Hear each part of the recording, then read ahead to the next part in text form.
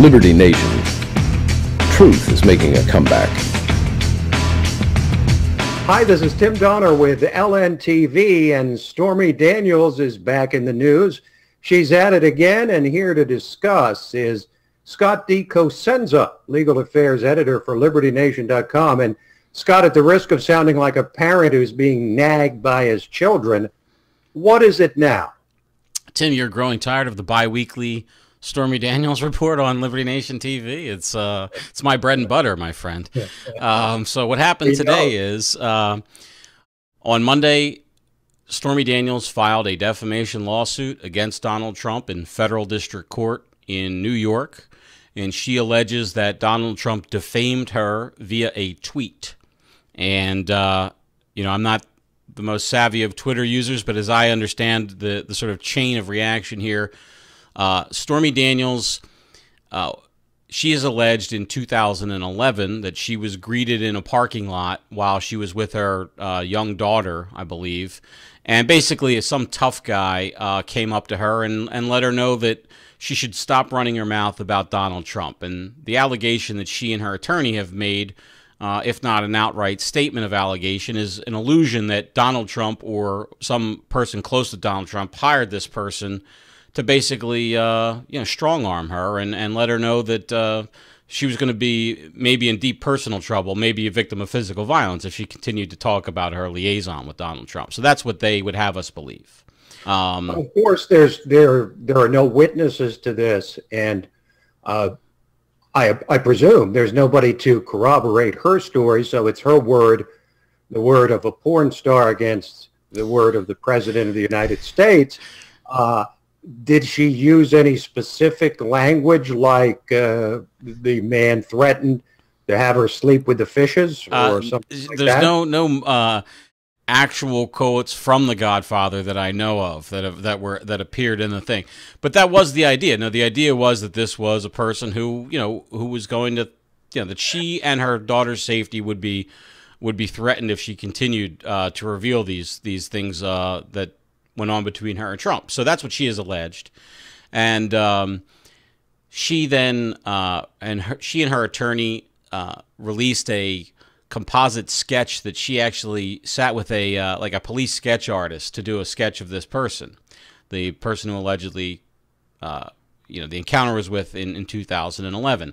So then some third party on Twitter in response to that tweet tweeted out an image side by side of the sketch artist rendition and Ms. Daniels' former boyfriend. And apparently the two are, they look somewhat alike. And there was a comment about them, sort of like, isn't this just a rendition of your former boyfriend? Anyway, Mr. Trump retweeted that third party's tweet, and he said, and I'm quoting now from the tweet, "A sketch years later about a non-existent man, a total con job, playing the fake news media for fools. But they know it." Okay, so that's Trump's tweet, and that tweet right there is what is the entirety of the case that Ms. Daniels has brought, and she says that tweet is defamatory, and Trump needs to pay out because of it.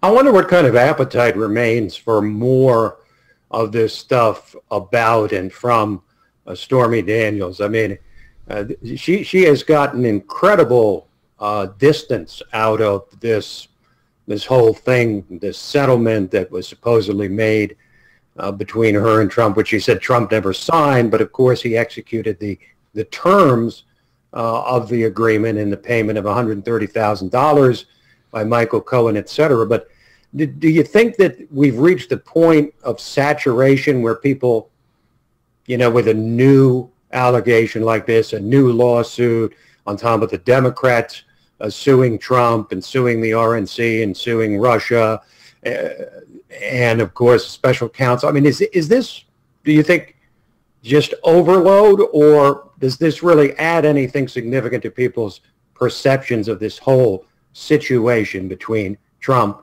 and Stormy Daniels? Oh, this is about exposure for Stormy Daniels. There was a story I saw printed over the weekend that said there were hours-long waits for her dance events, performances in Texas this weekend. And I actually was talking to a friend today about this latest suit, and he told me that she was now getting, I think, $70,000 a night was that's for the club owners to bring her in. And then, of course, there's tips, in cash on top of that. You can only imagine the river of dough. And I'll remind you, Tim, that when I first reported on this for LibertyNation.com and I broke down the 60 Minutes interview, I also interspersed in there the comments of porn star Lisa Ann, who made a fortune depicting Sarah Palin, who then was on the record as having advised Ms. Daniels that this was life-changing money. And then that's why she should go ahead with breaking the confidentiality clause. So the answer to your question is no, I don't think it enlightens or informs any discussion that we may have about the greater issues involved. This is just about enriching Ms. Daniels and Mr. Avenatti, not because of, I think, any proceeds they're likely to gain from the suit. In fact, I think because of what's called an anti-SLAPP law that I'd like to mention briefly, I think they may actually have to pay out money for the suit. But that doesn't include the bookings at the dance halls and the adult film contracts and Mr. Avenatti's other potential clients and future political aspirations, which I expect we'll learn about as time moves on. Well, I mean, with Stormy Daniels now, she's in something of a can't lose situation, because she's filed a lawsuit to try and reclaim a great deal of money that she feels that she might otherwise have made if she didn't make the agreement with the hush money involved. And if that's rejected, she still had all the publicity that comes from all of this legal action that's being taken by her, or as you say, on her behalf by Mr. Avenatti, who I think pretty much qualifies as the Lisa Bloom of the East Coast. Well, he's West Coast. It's funny because he's actually a Newport Beach lawyer, but he's tried to be admitted. He's making his name on the East Coast. Yeah, right. And he's actually filed for what's called admittance pro hoc vice, which is basically he's asked for special permission from the court to be admitted for the purposes of this case. We'll see if that happens or not. There's local counsel involved as well. But I want to mention, Tim, if I might, this anti-SLAPP law, because I think it's actually one thing that we can learn from for this process. So federal courts, when they take a civil case like this case, for instance, they apply state law to it.